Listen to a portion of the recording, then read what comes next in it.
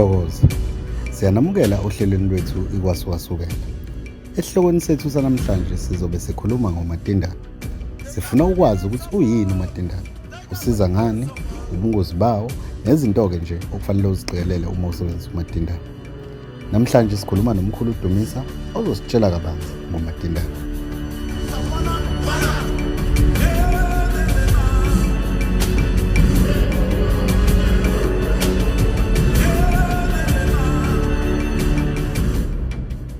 Lapha ke ngizokhuluma ngale nyamazana abathi ngumatindane. Inyamazane le okuthiwa ngumatindane inyamazane eyimvelo ngokukaNkulunkulu. Idaliwe nje ngumveli nqaba. Kepha ngenxa yolwazi lwamaxhwele noma lwezinyanga bayibheka njengenyamazane enomsebenzi nesebenzayo. Ekusebenzeni kwayo kukhona la enhle khona, kukhona lapha embi khona. Ngobungozi ke enabo, ngoba masiza ukhuluma ngale nyamazane kuyinyamazane ongayibona mawuphiwe idlozi lakho okukanye ungakwazi ukuyibona, ngoba baningi abayibafise ngisho ukuyibona kodwa abangayiboni. Ngenhlanhla ke yamathongo abanye abantu bayakhona ukwembulelwa ngale nyamazane. Uma kwenzakele kwaba khona umuntu oyibonayo, lowo muntu lowo usuke esebunhlahleni, ngoba kuyinyamazane yomkhuba, kuyinyamazane yezimanga. Muningi ke umsebenzi omuhle esiwenzayo ngale nyamazane, ngoba uma ngigaya nje la izizwe zokuzwa okugubhula ukuprofetha, ngigaya izizwe zokulanda zokubuyisa, noma ngihlanganisa insizi yobunhlanhla ngokukuthandeka nangokukuphumelela, iyangena le nyamazane. Uma kwesinye isikhathi ngihlanganise insizi yesigubhu esiwukudonsa ngokomsebenzi, ze umuntu ezoba umzimkhalimali, kulula ukuba kuhlanganiseke phela nayo le nyamazane ngoba iwumgili weyimanga. Lapha le nyamazane ukwakheka kwayo baningi ke bedideka, ngoba isikhathi esiningi abantu banokuyithola sebethola amathambo noma sekuthiwa amafutha kodwa bengayazi. Le nyamazane kuyinyamazane ubukhulu bayo nobude bayo buba ngangelitha. Uma wazi unodoli lo Popayi lo dayiswa lapha ezitolo ophathwa zingane ezincane, ingako le nyamazane.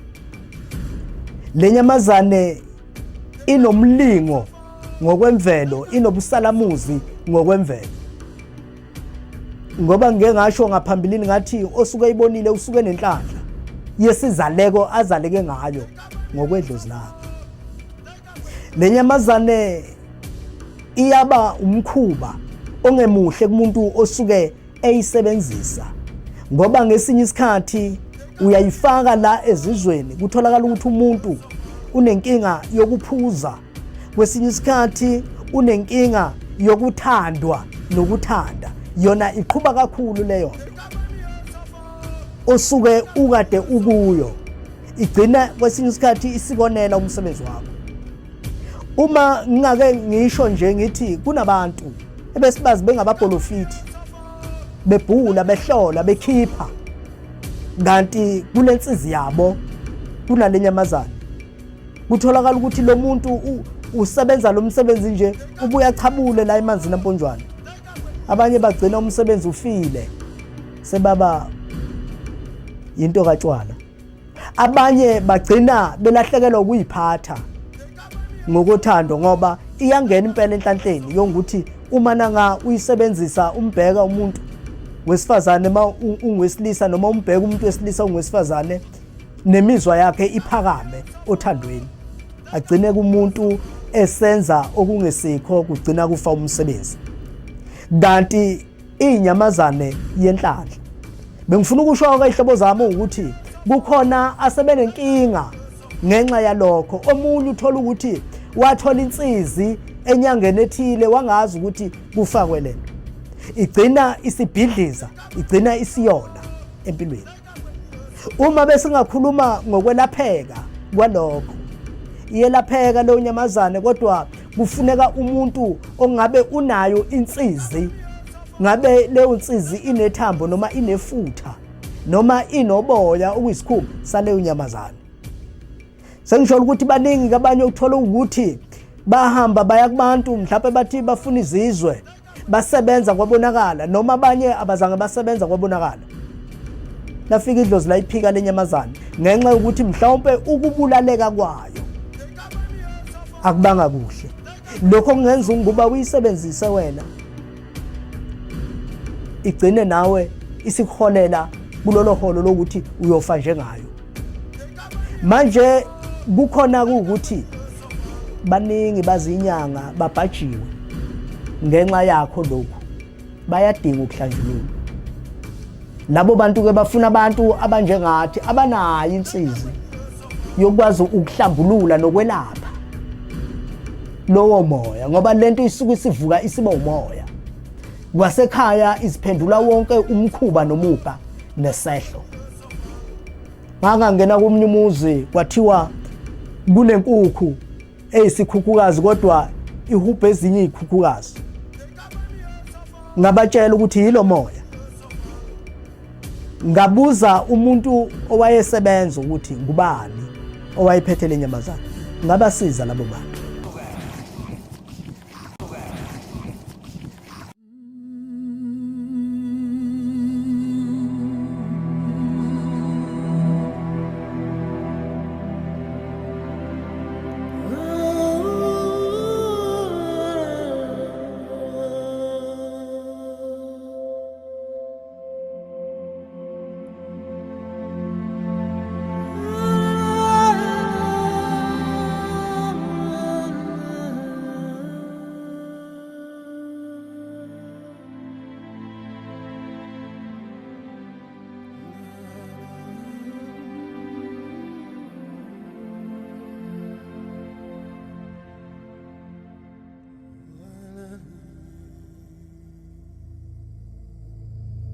Sanibonani, igama lami ngothandeka ngasikhakhana.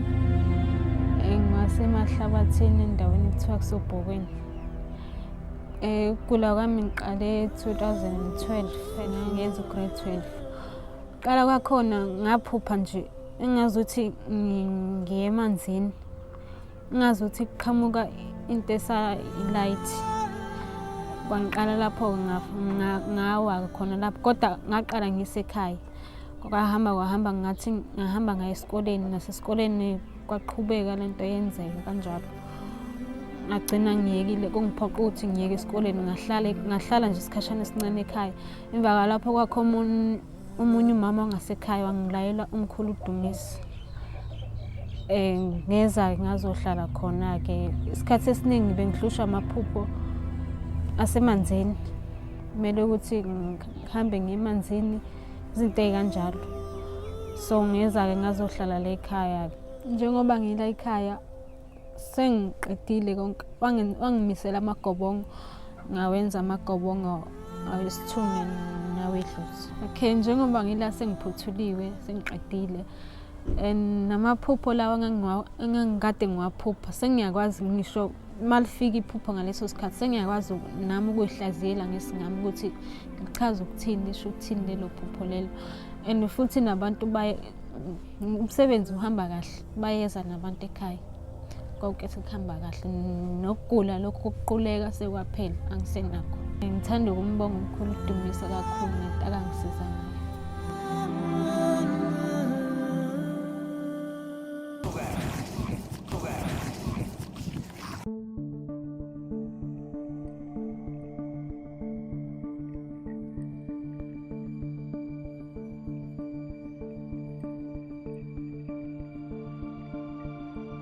Namhlanje sivakashele endaweni yakwaNongoma ukuzokhuluma nenyanga edumile yakule ndawo, umkhulu uDumisa.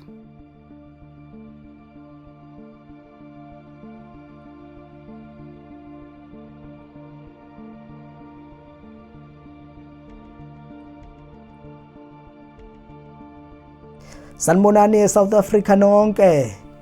Nibingelelwa ke uDumisa ungusiphethe igama kwaNongoma esigodini sakwaHolinyoka. Lona konibingelelayo unobunyanga enyangeni uyelapha.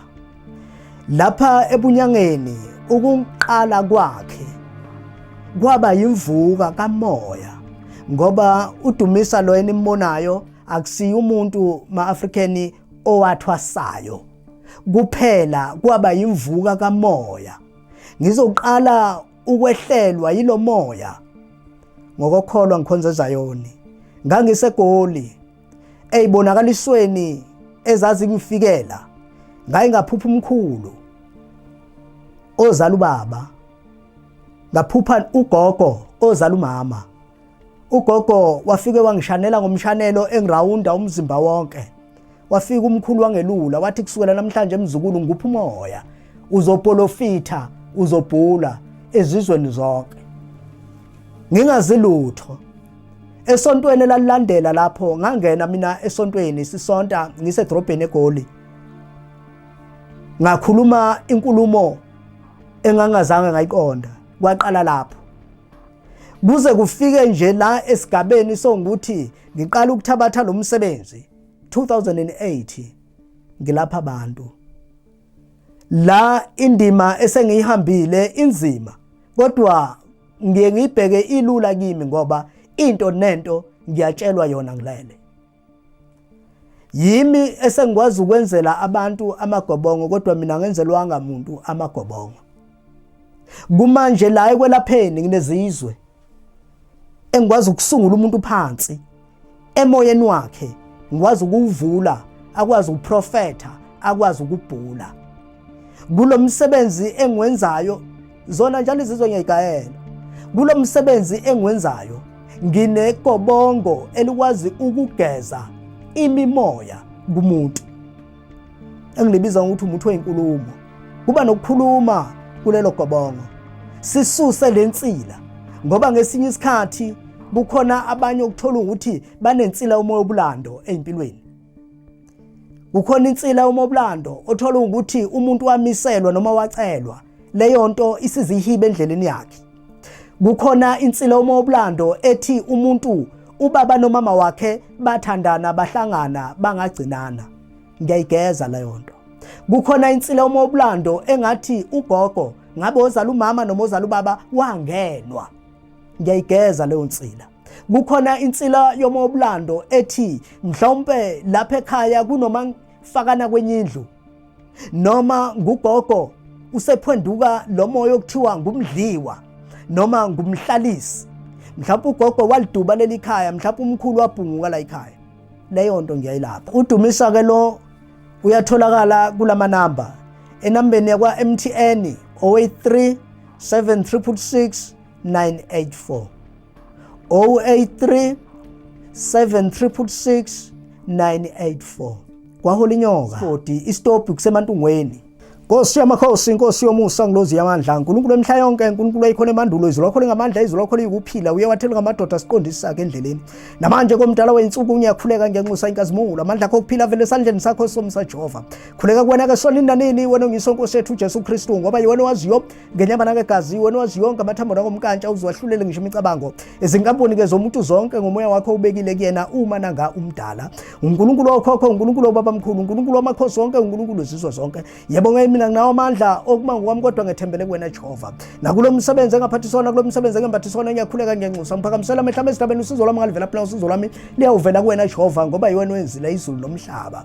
Ya, kuyezwakala madoda. Uyazi wemkhulu, uma nangangikhuleka la, liye lathi izwi kimi, ngabe ngikhuleka ngokunamandla phezu kwempilo yakho. Yathi ke inkulumo, ngangikhuluma ngomoya mina obeyisetshathiso phezu kwempilo yakho. Uma lithi igama la kimi, ekuzalekweni kwakho usuka esibelethweni kumake wakho, wena welekwa ngumoya. Kunomoya womntwana wakwenu, wena mfowethu, owachitheka noma waphuphuma okanye owadliwa umoya phezu kwempilo yakho. Ethi ke inkulumo, lo moya moya uvuka uba isibango endleleni yakho, lento engagcina yenza izinto zakho ziba ngama on and off, uthi kuyavuleka kuvaleke, uthi uyabamba kuphunyuke, uthi uyahlanganisa kuhlukana okanye kuume kuthule kuthi du kuqhinqelane ndawonye. Ake uthi mkhulu mina ngiyakusukela. Khuluma mkhulu, bekufuze wena ugeze lo moya womntwana wakwenu maqede uwethule ngoba ufuna lesi sethulo sawo esiyisipho njengempahla engafuywa kuthiwe ingeyalo moya womntwana wakwenu, ngoba namanje uzobokubangisa ezintweni zakho. Uzawuthi uyayibamba imali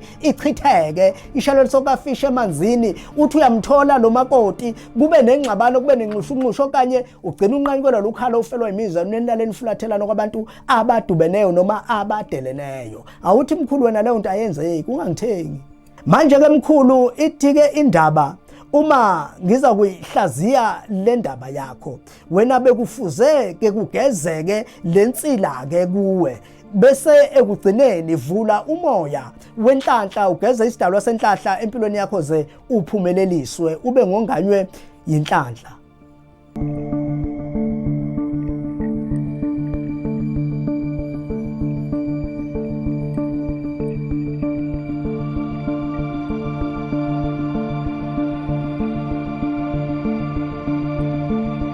Uma nawe ufisa sikuvakashele esigodleni sakho, dayila le namba